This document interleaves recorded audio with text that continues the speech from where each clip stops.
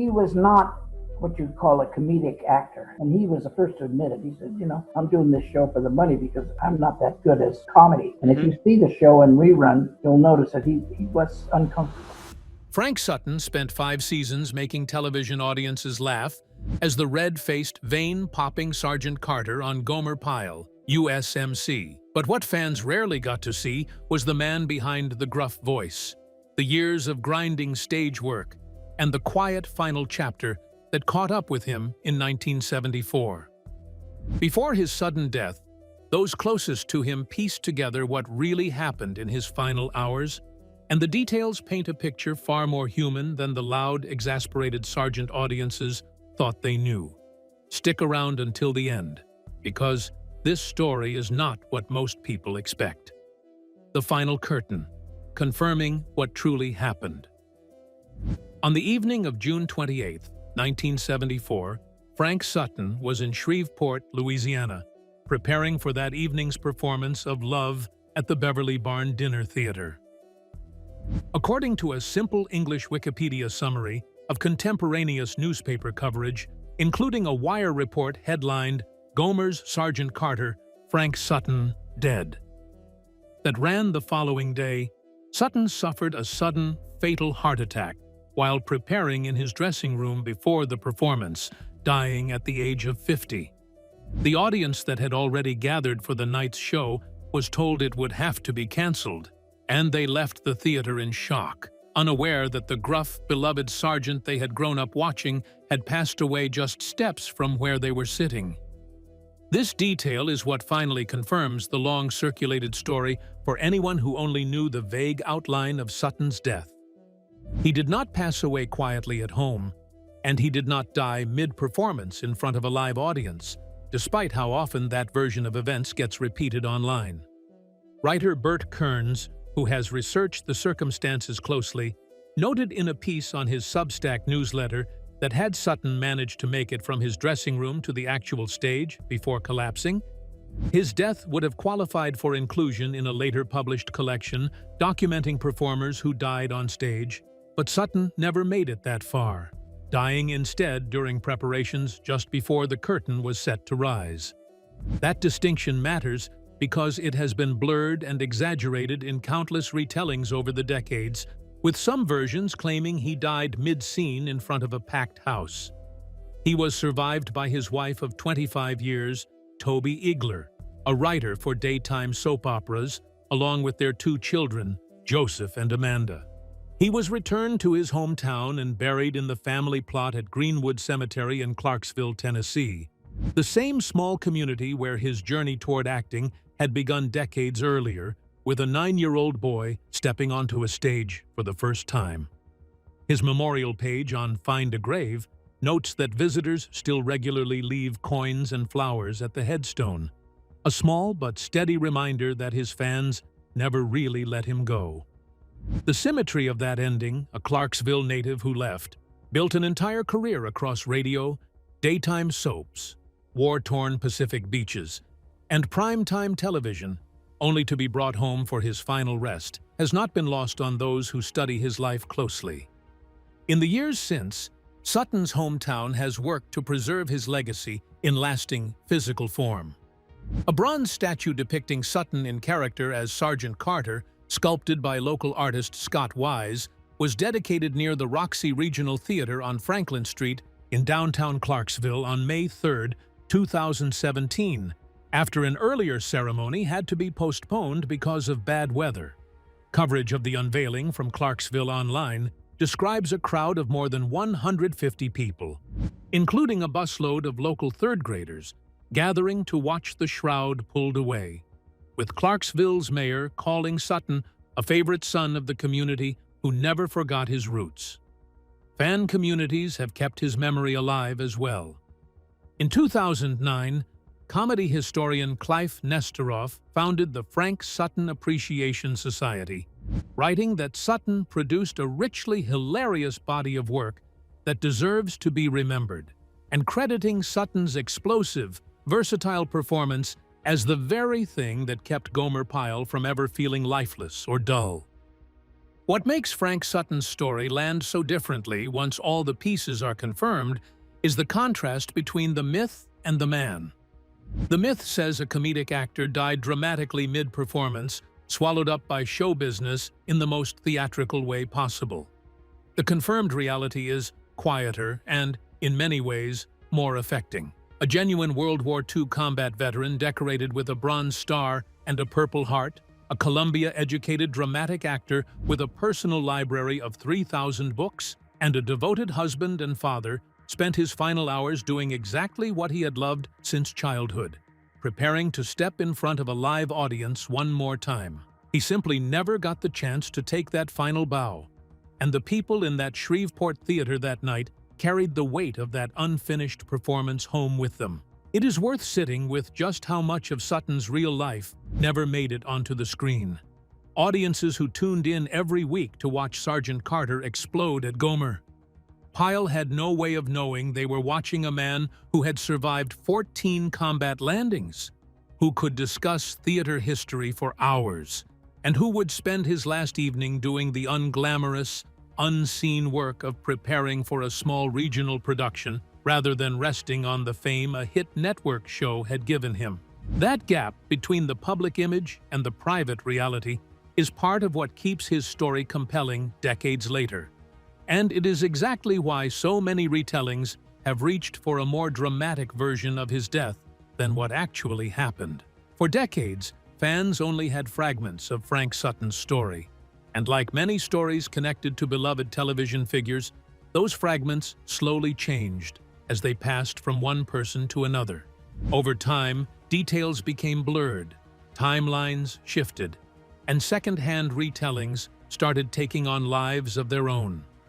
One version of the story would become another version, then another, until the line between fact and legend became increasingly difficult to see.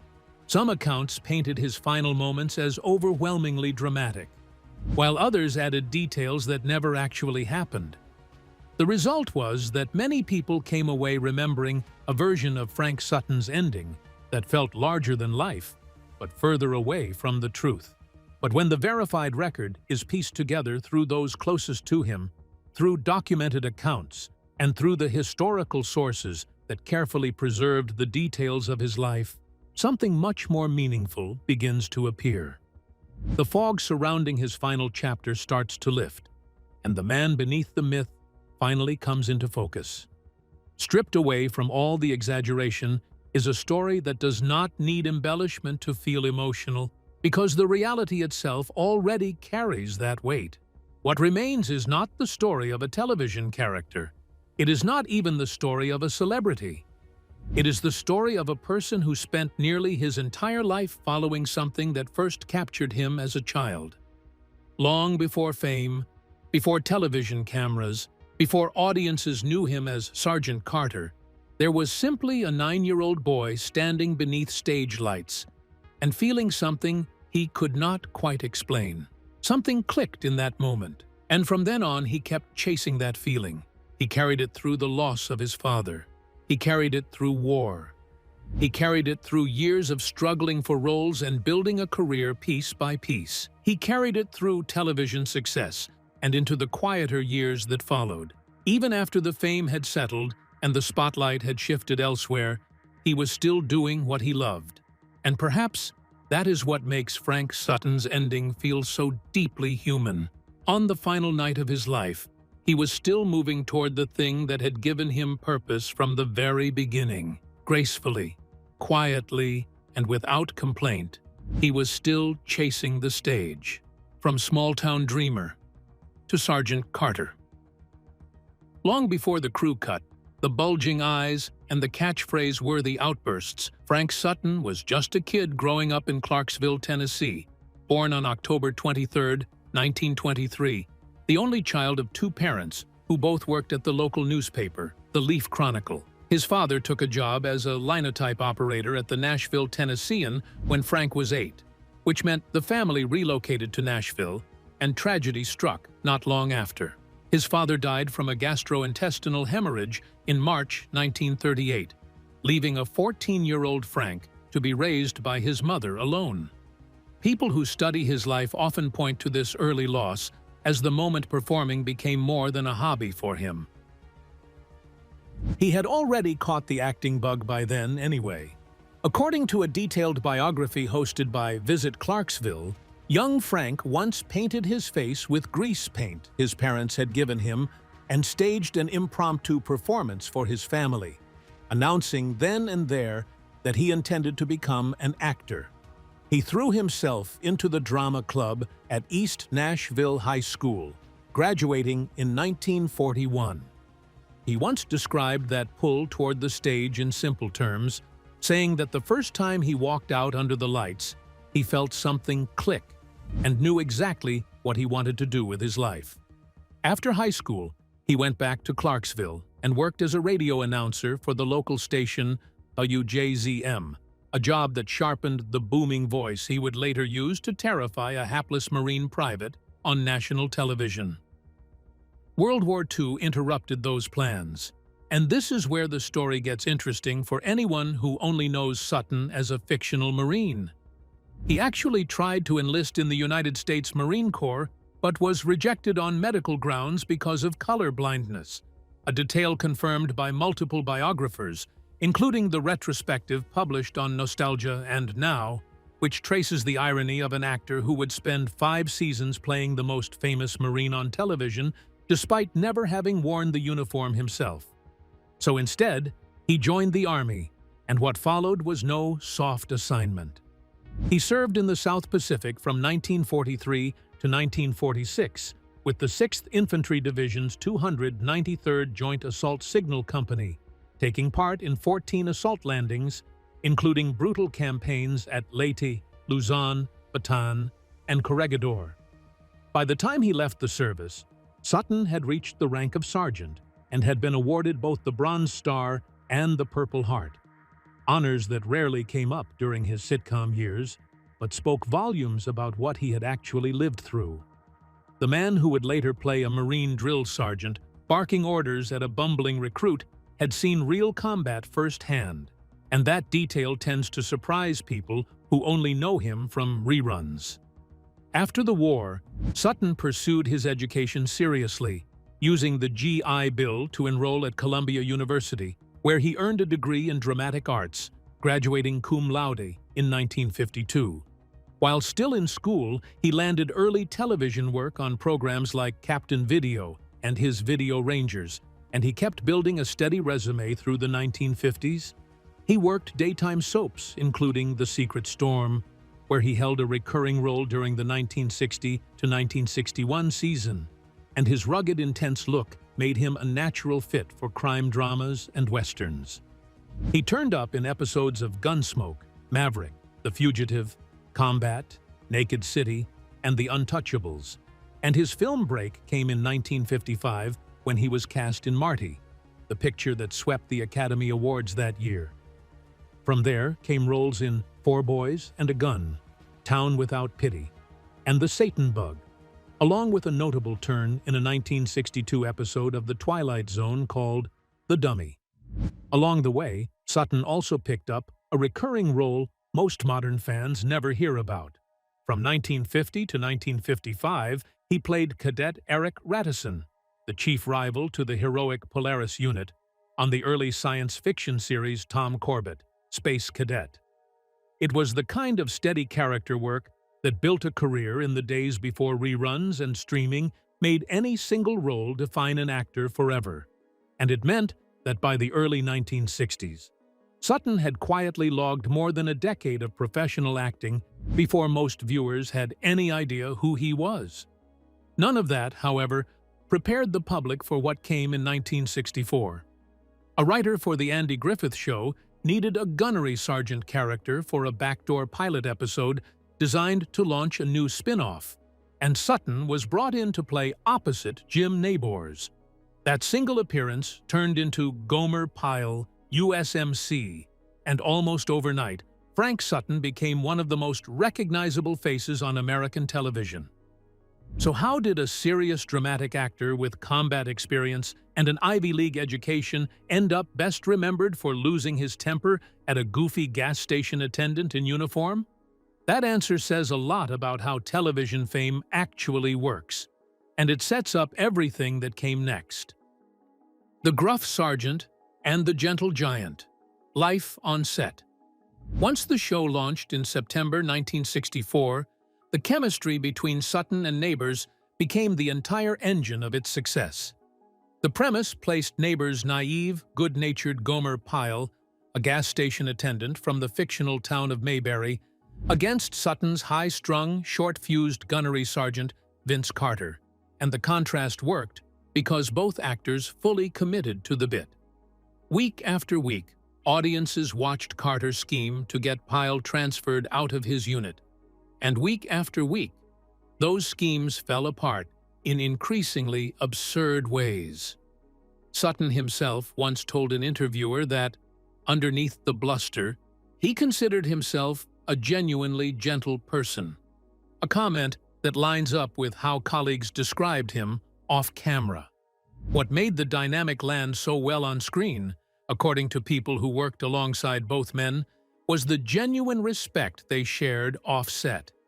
In a 2011 interview about the era's variety television, producer E. Duke Vincent recalled to comedy historian Cliff Nesteroff that when network executives wanted to cut Sutton from a recurring sketch called The Brothers-in-Law on the Jim Neighbors Hour, Neighbors flatly refused to continue the show without him, a level of loyalty that says more about their real friendship than any episode of Gomer Pyle ever could. That detail matters because it shows just how much craft went into Sutton's performance. He was not simply playing an angry man. He was building a character whose rage was always laced with something softer underneath, a kind of reluctant affection that crept through even in his worst tantrums. The show itself became a genuine ratings powerhouse almost immediately. It never placed lower than 10th in the Nielsen ratings during its entire run and finished its 5 seasons as the second highest-rated series in the country, trailing only Rowan and Martin's Laugh-In. That kind of consistency over 5 full seasons is rare even by today's standards, and it happened while the show deliberately avoided any mention of the Vietnam War, despite being set inside the Marine Corps during the height of the conflict. The writers leaned entirely on Carter's exasperation and Pyle's wide-eyed simplicity instead, and audiences could not get enough of it. Ironically, while the scripts never touched the war directly, Sutton himself did. In 1966, he paid his own way to visit Marines stationed throughout Vietnam, performing a one-man show 56 times in just 8 days across bases in Da Nang, Chu Lai, and Phu Bai, a gesture so well regarded that the Marine Corps later made him an honorary sergeant, even though they had turned him away decades earlier, and the Texas Navy commissioned him an honorary naval aviator with the rank of colonel, a story detailed by Remind magazine. Behind the camera, the production carried a level of authenticity many viewers never realized. The Marine Corps granted the show full cooperation because military leadership believed the series painted the branch in a positive light, which gave the crew unrestricted access to real military equipment and vehicles, with Chrysler supplying the trucks and jeeps seen throughout the series. That kind of access meant Sutton was often working around genuine military hardware while playing a character he himself had been medically barred from becoming in real life. A strange irony that few fans ever connected. Sergeant Carter's place in pop culture also runs deeper than most casual viewers realize. Comedy historian Cliff Nesteroff has pointed out that Sutton's take on the bellowing drill instructor was partly a comedic spin on Jack Webb's no-nonsense gunnery sergeant Jim Moore from the 1957 film The D.I., and that Carter's larger-than-life bluster likely helped pave the way for R. Lee Ermey's far darker gunnery sergeant Hartman in Stanley Kubrick's Full Metal Jacket 3 decades later.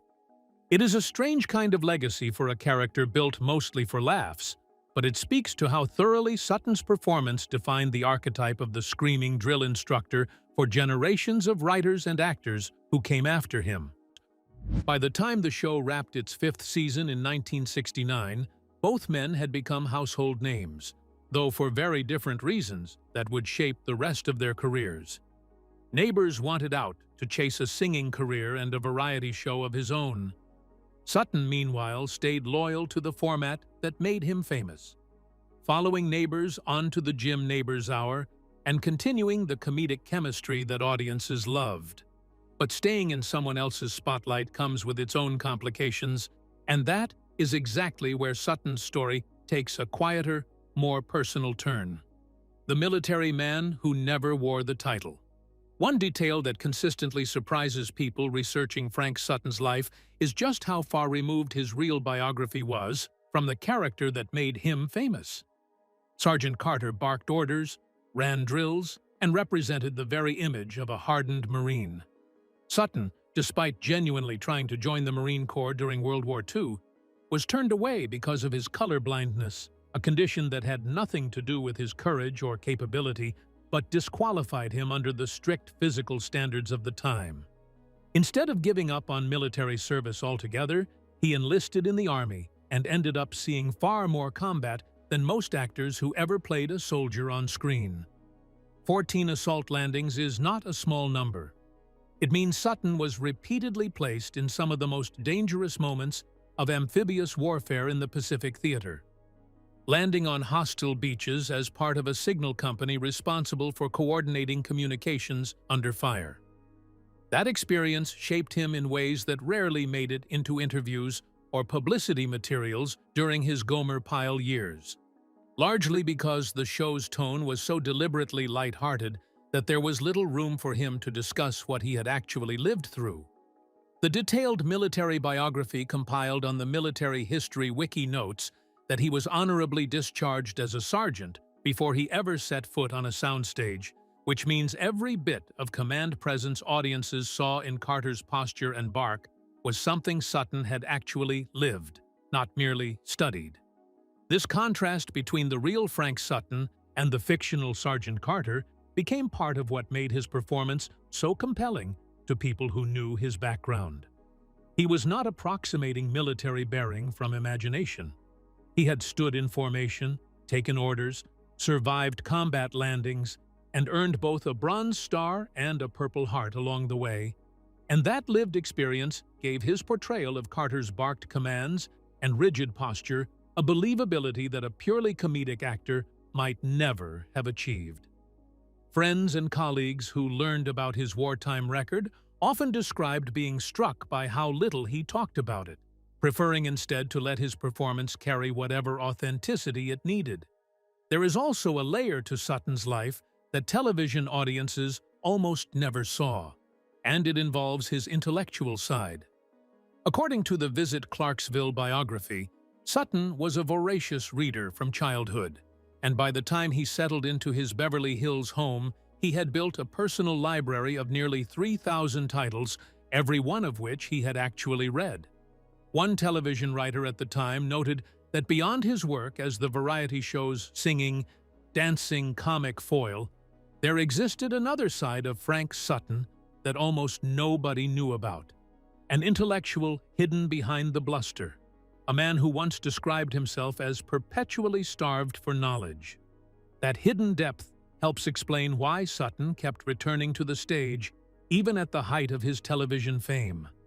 Performing in front of a live audience scratched an itch that sitcom work never fully satisfied for him, and it connected back to his formal training in dramatic arts at Columbia University, where he first met his future wife, Toby Igler, while she watched him deliver a monologue from Hamlet.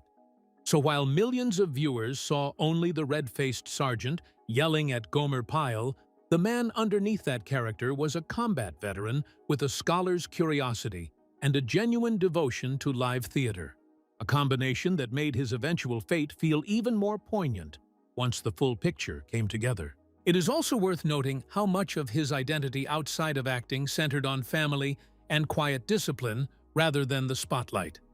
Despite losing his own father as a teenager, those who knew him described Sutton as a present and attentive parent who carved out time for his two children even as his television schedule grew heavier, a habit that friends traced back to his own fractured upbringing.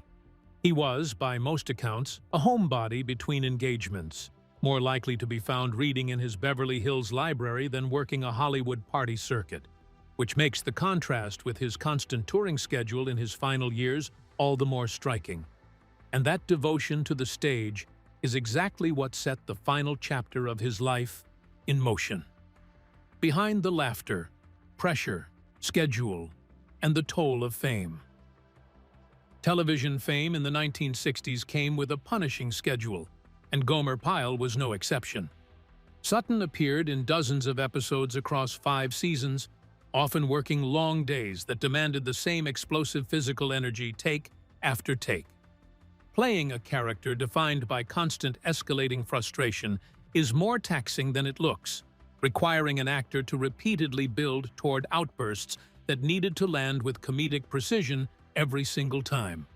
Add to that the grind of variety show appearances on the Jim Neighbors Hour once the original series ended, plus continued guest spots on shows like Love, American Style, and television movies, including Ernie, Madge, and Artie, and Hurricane, and Sutton spent the better part of a decade rarely slowing down.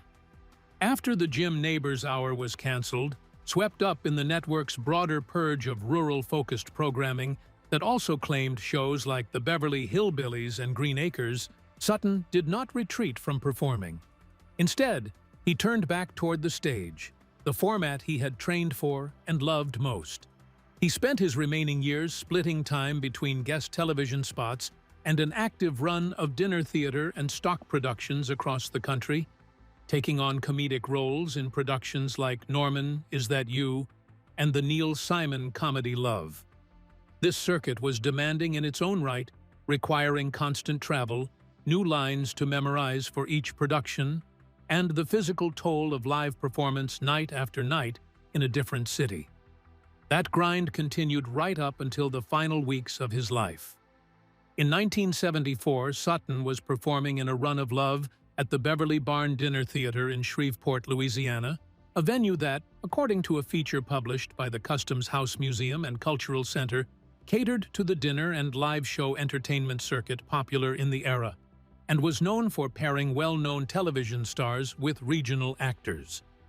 By this point, Sutton was 50 years old, still carrying the workload of a man chasing the next role, the next laugh, the next live audience, even after more than 2 decades of nearly non-stop performing, dating back to his earliest stage appearances as a child. People close to Sutton during this period later reflected on how relentless his career pace had been.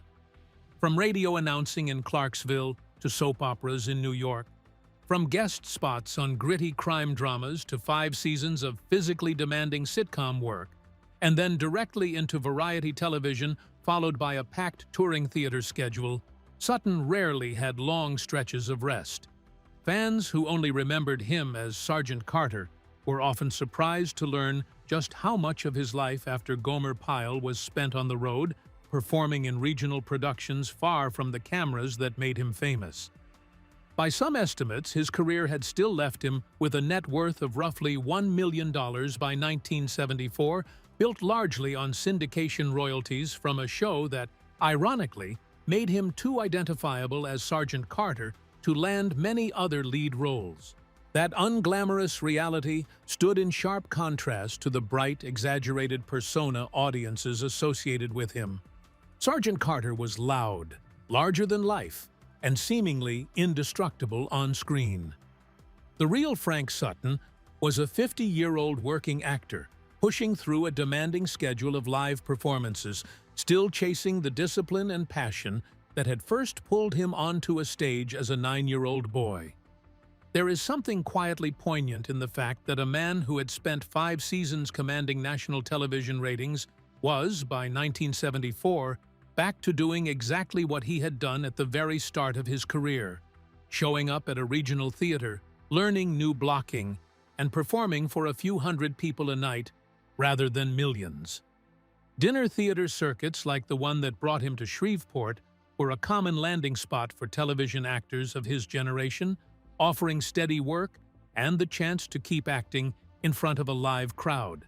But they also meant constant travel, unfamiliar dressing rooms, and none of the cushion that came with a hit network show. That tireless work ethic carried him all the way to the final night of his life. And what happened on that night is where the real, confirmed story finally comes into focus. With this, we have come to the end of this video. Thanks for watching. If you enjoyed this video, do well to like, comment, and subscribe for more content. To enjoy more thrilling stories, click now on the following video that pops up on your screen.